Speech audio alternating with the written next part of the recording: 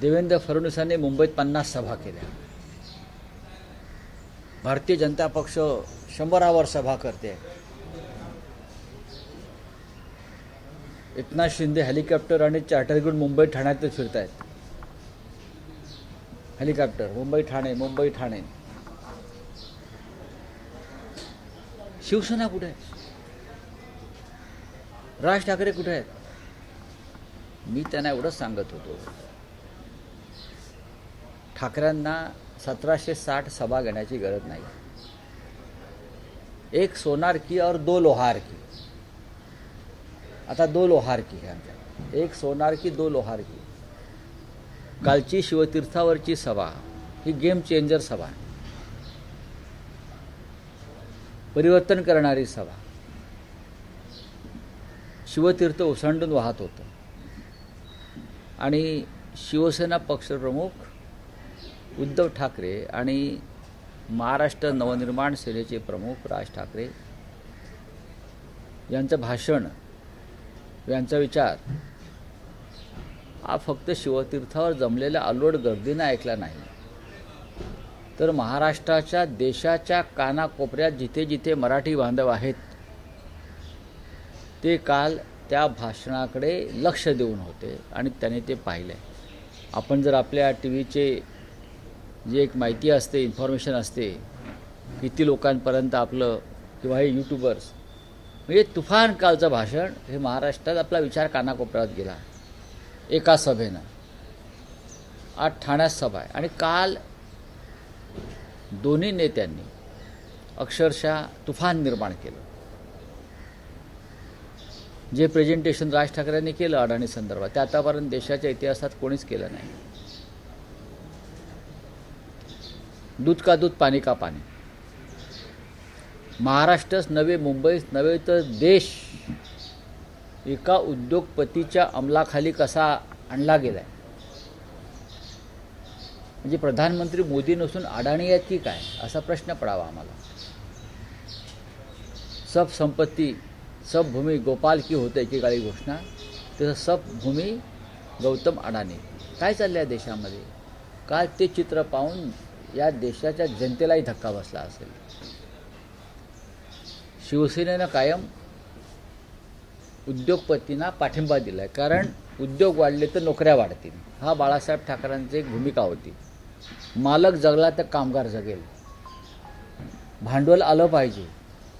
आम्ही भांडवलदारांच्या विरोधामध्ये कधीच नव्हतो, कारण भांडवल गुंतवणूक ही जेवढी एखाद्या राज्यामध्ये येईल तेवढा रोजगार वाढेल, राज्याची आर्थिक स्थिती सुधारेल, राज्याचा विकास होईल. पण भारतीय जनता पक्षानं जी वन विंडो सिस्टीम केली एका उद्योगपतीसाठी, त्याला आम्ही विकास किंवा उद्योग म्हणत नाही, तर त्याला आम्ही लूट म्हणतो. लूट. मुंबईचं विमानतळ हे मुंबई शहरातलं विमानतळ बाहेर काढतात. लक्षात घ्या, इतक्या मोठ्या शहराला यापुढे स्वतःचं विमानतळ नसेल. आंतरराष्ट्रीय दर्जाचं आहे नाही शहर. इतक्या मोठ्या मुंबई, महाराष्ट्राच्या राजधानीला स्वतःचं विमानतळ यापुढे नसेल. महाराष्ट्राला त्या दृष्टीनं कमजोर करण्यासाठी, मुंबईचं कम्युनिकेशन दळणवळण तोडण्यासाठी हे विमानतळ नवी मुंबईला शिफ्ट करतात गरज नसताना. तुम्ही कल्पना करा, ही मुंबई राज्याची राजधानी, देशाची आर्थिक राजधानी आहे आणि त्या मुंबईला यापुढे विमानतळ नाही. हे काल राज ठाकरेंनी परखडपणे दाखवलं. सर, फक्त अंबानीचीच नव्हे तर आपण बघतोय की मकरंद नार्वेकर जे आहेत त्यांची संपत्ती पण 2017ला त्यांची जी आहे ती 124 कोटी रुपयांची झाली आहे. अडाणी अंबानी पण श्रीमंत होतात, पण नेते पण श्रीमंत होतात. बघा, 120 कोटी 110 कोटी हे आता आकडे राहिलेले नाही आहेत नेत्यांच्या बाबतीमध्ये. विशेषतः भाजपच्या संबंधित जे नेते आहेत, मी त्यांचं म्हणतो खास करून, त्यांच्यासाठी फार लहान आकडे आहेत. 100 कोटी 150 कोटी 200 कोटी. भारतीय जनता पक्षाच्या साधा नगरसेवकाची एवढी संपत्ती आता आहेच. यांचे व्यवसाय काय आहेत, यांचे व्यवहार काय आहेत, याचा तपास आयकर विभाग, ईडी करणार आहे का? नाही करणार. आमच्या 10-12 लाखाचा तपास केला फक्त. पण एका वर्षाभरात किंवा काही काळामध्ये भाजपच्या एका पुढाऱ्याची 124% संपत्ती काय वाढते आहे? 124 कोटी का काय आहे? 124 कोटी. हां, ते त्यांच्यासाठी काही नाही आहे. काही लोकांचं फाईल क्लोज केली जाते कर्ज बुडवणाऱ्यांची. झाल्यात ना फाईल्स बंद झाल्यात ना फ्रॉडच्या, भाजपच्याच लोकांच्या मुंबईतल्या. बोलिये. ठाकरेंना अडाणी एक आहे. चालत नाही, पण संगेश मुलतानी आणि जोरा ममदानी चालतोय. काल उद्धव ठाकरे आणि राज ठाकरेंनी अदानींवर हल्ला केलेला आहे. महापालिका निवडणुकीत ठाकरे विरुद्ध भाजप असं जे वॉर आहे, असं म्हटलं जात आहे की दोन उद्योगपतींमध्येही वॉर आहे. आणि हे वॉर आहे अंबानी आणि अदानींमध्ये. ठाकरे कुटुंबाशी बाळासाहेबांपासून ठाकरे कुटुंबाचे अंबानींशी मैत्रीपूर्ण संबंध राहिलेले. आज जे वॉर म्हटलं जाते त्यात ठाकरे कुटुंब हे अंबानी ग्रुपच्या मागे आहे आणि हे जे वॉर आहे ते दोन उद्योगपतींमधलं असल्याचंही म्हटलं जातं. मी आधी जे काय म्हणालो ते तुम्ही समजून घेतलं नाही, आणि राज ठाकरे काय म्हणाले तेही तुम्ही समजून घेतलं नाही. एखाद्या उद्योगपतीनं मुंबई, महाराष्ट्रात, देशामध्ये उद्योग व्यापार करायला काहीच हरकत नाही. त्यांनी त्याचा व्यापाराचा विस्तार करायला हरकत नाही. पण ज्या पद्धतीनं मोदी आल्यानंतर अडाणींचा विस्तार झाला त्याच्यावरती प्रश्नचिन्ह निर्माण केलं आहे. मुंबईतले आमचा संबंध मुंबईशी आहे किंवा महाराष्ट्राशी आहे. म्हणजे लहान लहान भूखंडावर सुद्धा अडाणींनी आता खुंट्या ठोकल्यात. घाटकोपरला जिथे सगळ्यात मोठा अपघात झाला ते होर्डिंग कोसळलं आणि 40 लोक ठार झाले, तो भूखंडसुद्धा अडाणीने घेतला. हो, ही 40 भूतं रात्री येऊन गळा दाबतील अडाणीचा. म्हणजे काय आहे की नाही, तो भूखंड तिथे अडाणीच्या इमारती उभा राहता आहेत आता. म्हणजे तुम्ही काय काय गिळताय, गिळाला मर्यादा असतात ना. या देशामध्ये रतन टाटासुद्धा आहेत, टाटा उद्योग समूह आहे. या देशामध्ये अजित प्रेमजी आहेत. या देशामध्ये बाबा कल्याणी आहेत. या देशामध्ये बिर्ला आहेत. असे असंख्य उद्योग, नारायण मूर्ती, असंख्य उद्योगपती या देशामध्ये आहेत. त्यांनी देशाच्या आर्थिक विकासाला गती दिलेली आहे. महाराष्ट्रामध्ये मोठ्या प्रमाणात उद्योग व्यापार होत आहेत. कधी कोणाविषयी आक्षेप आला नाही. अडाणीच का गेल्या 5 वर्षात 10 वर्षामध्ये अडाणीच का? कारण अडाणी हा भ्रष्टाचाराचा पोशिंदा आहे आणि मुंबई आणि महाराष्ट्रावर त्यांचा सगळ्यात जास्त डोळा आहे. म्हणून आमची लढाई आहे. अंबानी काय मुंबई गिळाला बसलेले नाहीत ना. अंबानी इथे राहतात, जगभरामध्ये उद्योग करतात. रिलायन्सनं या मुंबई महाराष्ट्रातल्या हजारो मराठी तरुणांना रोजगार दिलेला आहे.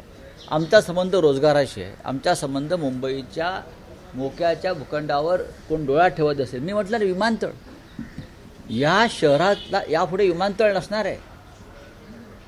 मुंबई शहराला न्यूयॉर्कमध्ये विमानतळ नाही, दिल्लीमध्ये विमानतळ नाही, ही कल्पना कशी वाटते तुम्हाला? बेंगलोरमध्ये विमानतळ नाही, हा कशी कल्पना वाटते तुम्हाला? या सगळ्याच्या वर मुंबई शहर आहे. जे मोजक्या आंतरराष्ट्रीय शहरात त्याची गणना होते, त्या आंतरराष्ट्रीय शहरामध्ये छत्रपती शिवाजी आंतरराष्ट्रीय विमानतळ जे उभं केलं आहे ते छत्रपती शिवाजी इंटरनॅशनल एअरपोर्ट हे नाव पुसलं जाणार आहे.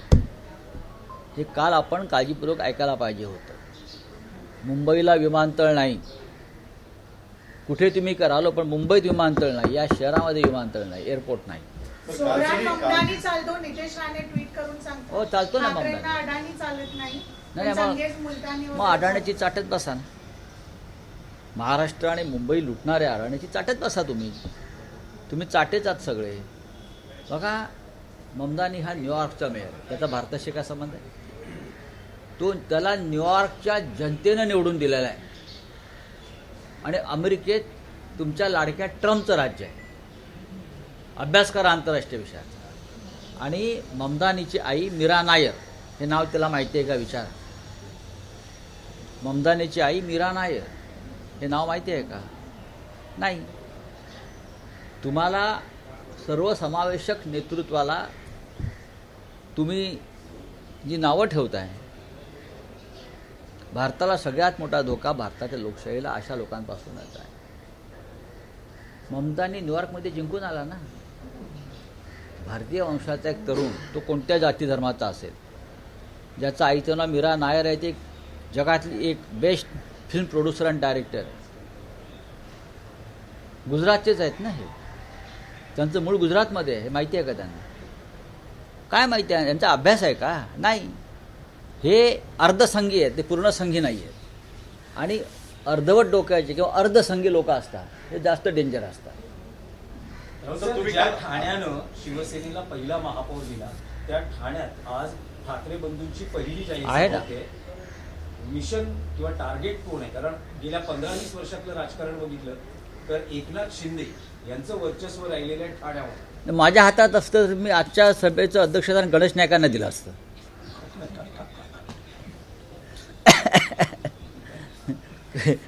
खरं म्हणजे नवी मुंबईत ठाण्याचं राजकारण सध्या गणेश नाईक गाजवत आहेत. आणि गणेश नाईकचा प्रत्येक शब्द आणि शब्द तोलावा आणि मापावा अशा प्रकारे ते टाकत आहेत. आत्ताच मी त्यांचं एक मुलाखत ऐकत होतो. गणेश नाईक काय चुकीचं सांगतायत? भ्रष्टाचार ज्या पद्धतीनं या 2 शहरात केला गेला, गणेश नाईक म्हणतात तुम्हाला तुरुंगात जावं लागेल ह्या लोकांना एक दिवस. खरं आहे ते, ह्या लोकांना तुरुंगात जावंच लागेल. हे कोण सांगत आहे? तर फडणवीस यांच्या कॅबिनेटमधला भारतीय जनता पक्षाचा एक मंत्री सांगतोय. कोणाविषयी सांगतो आहे? तर फडणवीस कॅबिनेटमध्ये जे डेप्युटी CM आहेत त्यांच्याविषयी सांगतोय. फडणवीसांनी गणेश नाईकांना शांत केलं आहे का? नाही ना. याचा अर्थ गणेश नाईक जे बोलत आहेत ते फडणवीसांना हवंय तेच बोलत आहेत. कळलं? लवकरच आम्ही गणेश नाईकांचा नागरी सत्कार करणार आहोत. हा जाहीर नागरी सत्कार असेल का? आणि तो ठाण्यात असेल का? का करू नये? एक माणूस बेधडकपणे काही सत्य सांगतोय, जे आम्ही सांगतोय, पण सरकारमध्ये असलेली व्यक्ती सांगते. एक व्यक्ती. कसा भ्रष्टाचार चालू आहे या 2 महानगरपालिकांमध्ये आणि सरकारमध्ये, हे एक मंत्री उघडपणे बोलतोय, बेधडकपणे बोलतोय, बेपर्वा होऊन बोलतोय. अशा धाडसी माणसाचा गौरव केलाच पाहिजे आणि जनतेने केला पाहिजे. जनतेने केला पाहिजे. मी काय चुकीचं बोलत नाही आहे ना. गणेश नाईक जे सांगतायत ते महाराष्ट्रानं ऐकलेलं आहे आणि महाराष्ट्राला पटलेलं आहे. गणेश नाईक जे म्हणतायत की मला हायकमांडनं परवानगी द्यावी, मी यांचा टांगा पलटी करेन. माझं गणेश नाईकांना असं आव्हान आहे, तुम्ही महाराष्ट्राचे नेते आहात, आपण पूर्वी शिवसेनेमध्ये सुद्धा होता, आपण शरद पवार साहेबांबरोबर सुद्धा काम केलं आहे. भ्रष्टाचारांचा टांगा पलटी करायला हायकमांडची गरज लागत नाही. हे आपला एक अंतरात्मा आपल्याला सांगतो की आपल्याला लढाई केली पाहिजे भ्रष्टाचाराविरुद्ध. गणेश नाईकांनी ती केली पाहिजे, त्यांच्यात ती क्षमता आहे. काल ठाकरे बंधू असं म्हणाले, अदानींच्यावरती टीका केली, मात्र तुमच्या मित्र पक्ष असलेले शरद पवारचे राष्ट्रवादी बारामती कशा पायगड्या घातल्या गेल्या? सुप्रिया एकदा म्हणाल्या का ठीक आमचा आहे. तो अदानी भाऊ आहे. आपण कालच्या सभेवर बोलू ना. साहेब, काल ठाकरे बंधू असं म्हणाले की जर आज बाळासाहेब असते तर आम्हाला एकत्र व्यासपीठावर बघून त्यांना आनंद झाला असता. फडणवीस असं म्हणत आहे जर 2 ठाकरे बंधूंना जर मी एकत्र आणलं असेल तर बाळासाहेबांचे आशीर्वाद मला मिळतील. मग फडणवीसांनी स्वतःविषयी फार गैरसमज करून घेऊ नये. ही महाराष्ट्राची गरज होती, मराठी माणसाची गरज होती, इच्छा होती, त्यातून हे घडलं आहे. देवेंद्र फडणवीसांनी त्यांच्या मंत्रिमंडळामध्ये एकोपा आणावा. जसं मग असे मी नायकांचं बोललो, इतर काही गोष्टी आहेत. आमची चिंता अजिबात करू नये ठाकरेंची. ठाकरे समर्थ आहे. ठाकरेंनी कायम महाराष्ट्राला एक संदेश दिला मराठी माणसाला, भिवू नका, आम्ही तुमच्या पाठीशी आहोत. म्हणून काल इतका जनसागर उसळला. ती भाड्याची माणसं नव्हती आणि आम्हाला मतं विकत घ्यावी लागणार नाहीत. भाजपचा आजचा भाव आहे, ठरलेला आहे सेंट्रल ऑफिसचा महाराष्ट्रातल्या. जर शिंद्याने 10,000 रुपयाला मतं विकत घ्यायचा प्रयत्न केला तर तुम्ही 25,000चा भाव लावा. आणि अनेक ठिकाणी ही पाकिटं जायला लागलेली आहेत आणि अनेक ठिकाणी लोकांनी हे पैसे फेकलेले आहेत. तुम्हाला त्याचे व्हिडिओ लवकरच येतील. काल त्याच दोन्ही फडणवीसांनी पक्षातर्फे काल टीका केली आहे अजित पवारांवर. ते म्हणाले की अजित पवारांनी ज्या घोषणा केल्या आहेत ते कोणीही काही करू शकतं. जर अजित पवार पुण्यात मेट्रो प्रवास मोफत करत असतील महिलांना, मी एअर ज्या सेवा आहेत त्या मोफत करेन, कोणी कशाही काल अजित पवारांनी एक घोषणा केली त्यांच्या जाहीरनाम्यात सुप्रिया सुळे यांच्याबरोबर. महापालिका जर त्यांच्या ताब्यात आली तर ते पुण्यात मेट्रो आणि बस सेवा मोफत करणार आहे. हे कोण म्हणत आहे? अजित पवार, डेप्युटी CM, आणि त्याच्यावरती CMने टीका केली. माझं अजित पवारांना आव्हान आहे, आपण राज्याचे अर्थमंत्री आहात, फक्त पुण्यातच मोफत कशाला बस सेवा आणि मेट्रो? मुंबईत करा, ठाण्यात करा, आणि त्या महापालिकांना तेवढा निधी द्या त्या संदर्भात. पुण्यामध्ये तुम्ही जर मोफत करणार असाल तर या महाराष्ट्रातल्या प्रत्येक शहरातल्या नागरिकांना तो अधिकार आहे बस सेवा मोफत घेण्याचा किंवा मेट्रो मोफत करण्याचा. फक्त पुण्यावर नको. माझं मुख्यमंत्र्यांना आव्हान आहे, अजित पवार थापा मारत असतील तर त्या थापेबाजीला आळा घाला. अजित पवार खोटं बोलत असतील, अजित पवार भारतीय जनता पक्षावर टीका करतायत तरी ते मंत्रिमंडळात आहेत.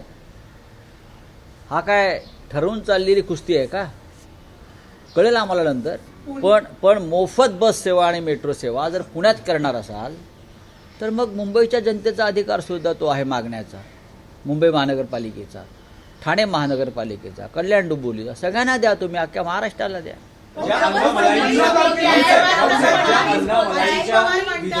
ज्या अण्णामलाईंच्या विधानामुळे मुंबई बाबतीत जे त्यांनी विधान केलं, मोठा वाद निर्माण झाला. शिवसेना, UBT असेल किंवा ठाकरे असतील, त्यांनी अटकेची मागणी केलेली आहे. तेच अण्णामलाई असं म्हणतायत की मी या धमकीला घाबरत नाही आणि मी महाराष्ट्रात परत येणार. हो, मग स्वतःला शिवसेना म्हणून घेणार एकनाथ शिंदे त्याच्यावरती काय म्हणणं आहे? नाही, मला खरोखर समजून घ्यायचं आहे की मुंबई महाराष्ट्राची नाही असं सांगणारा भाजपा नेता पुन्हा पुन्हा आम्हाला धमक्या देतो आहे. राज्याचे मुख्यमंत्री फडणवीस, राज्याचे 2 उपमुख्यमंत्री जे मराठी माणसाचं मीठ खात आहेत, त्यांची याच्यावर भूमिका काय आहे आम्ही बघू. अशा अण्णा गण्णा मलाही खूप आले आणि गेले, बरं का? हां, ही रसमलाई आहे. काल म्हणाले ना राजसाहेब, अशा मलाया खूप खातात. मुंबईत त्यांना बोलवता आणि वातावरण खराब करतात हे लोक, भाजपचे लोक. ही चाचपणी सुरू आहे मुंबई तोडण्यासाठी. अण्णा मलाई काय सांगतो साला भडवा? काय सांगतो अण्णा मलाई मी परत येणार? कोण आहे अण्णा मलाई हा? याची अवकात काय आहे या अण्णा मलाईची? कोण आहे हा की आम्हाला धमक्या देतो मराठी माणसाला? हा, त्याला त्याच्या राज्यात कोणी विचारत नाही. त्याच्या राज्यात हे भाजपने आमच्यावर फेकलेले मुंगळे आणि डेंगळे आहेत. प्रकरणात अजित पवार बोला. सांगतायत- हो गया? राज्य निवडणूक आयोगाने असं म्हटलंय की ते निवडणूक मतमोजणी जी आहे ती एकेका ठीक आहे, ते बघू आम्ही. चला. ABP माझा, उघडा डोळे बघा नीट.